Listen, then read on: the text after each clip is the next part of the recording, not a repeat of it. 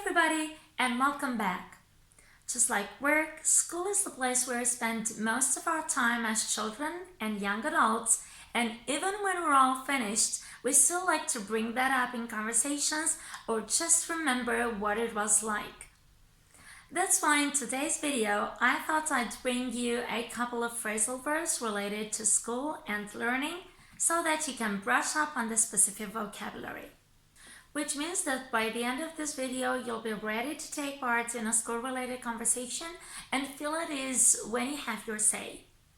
But before we get right in, be sure to click the subscribe button if you like the content of my channel. Also, don't forget to press that notification bell so you know when I post a new video. Here we go. Our first one is to brush up on. To brush up on. It means to improve or refresh one's memory in a particular subject. In the beginning, I was telling you that I'd help you brush up on your school and learning related vocabulary. Hopefully, I'll manage to do so. And you know what? Maybe at one point you did know some of these phrasal verbs, but without practice, our memory gets rusty, and so some of them forgotten, and that's why they need to be brushed up upon. Our second phrasal verb is to pick up. To pick up. When this happens, you learn something without intending to. You learn something by yourself, without effort. And you know what? Not all things can be learned in school nowadays. For example, many teens pick up computer skills from the games they keep playing, right? Now tell me, what skill have you picked up recently and where from? Phrasal verb number 3 is to keep up with. To keep up with. It means to make progress or learn at the same speed as someone else. It's a fact that not all students in a class are good at every subject, but they keep up because their school results are important to them.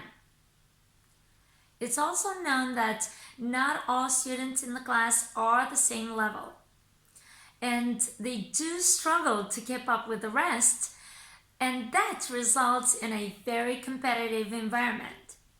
Our next phrasal verb is to catch up. To catch up means to reach the same level as someone else.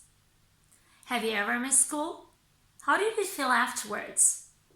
Whether it was due to sickness or because you are on a getaway with your parents, however clever you may be, you will still have to catch up on the missed lessons.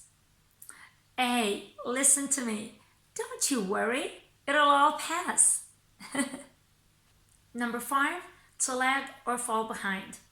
Lag or fall behind. And the meanings are similar for both verbs. It means to move more slowly than other people so that you are behind them. Well, what's pretty obvious, right after you're coming back, chances are you'll lag behind. But with a little effort and hard work, you'll get over this. 6, to take in. To take in. To absorb new facts and information. If the teacher speaks too fast, it's so hard for students to take in all at once. And when I'm teaching them new things, I repeat 2 or 3 times so that it's easier for them to understand what I'm saying. 7, to take away. To take away. Something that you learn or find useful at the end of something, or a learning experience in our case. I'd like to know, what will you take away at the end of my lesson? Number 8, to go over. To go over. It means to review, to practice and repeat something in order to learn it. Here comes the interesting part, and I'll check to see if you already know it. What do students have to do before a test? And especially if they want a good grade. Of course, they will have to go over everything they've learned up to that point. Number 9, to mix up. To mix up. When you mix up things, you confuse them so that you think one is the other one and vice versa.